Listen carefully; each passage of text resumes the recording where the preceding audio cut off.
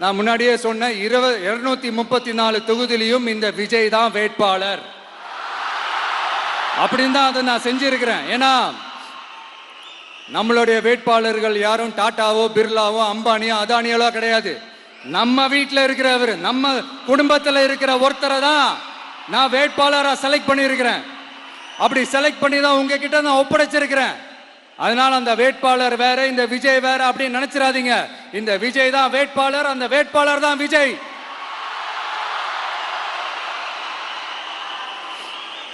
இத்தனை வருஷம் யார் யாருக்கோ ஓட்டு போட்டீங்க. ஆனா இந்த வருஷம் உங்க வீட்டில் இருக்கிற ஒருத்தருக்கு, உங்க வீட்டில் இருக்க நம்ம குடும்பத்தில் இருக்கிற ஒருத்தருக்கு நம்ம ஓட்டு போட போறோம். அந்த வேட்பாளர்களுக்கு நீங்க ஓட்டு போடுறது நமக்கு நாமளே ஓட்டு போட்டுக்கிற மாதிரி. அந்த வேட்பாளர் ஜெயிச்சா நாம ஜெயிச்ச மாதிரி.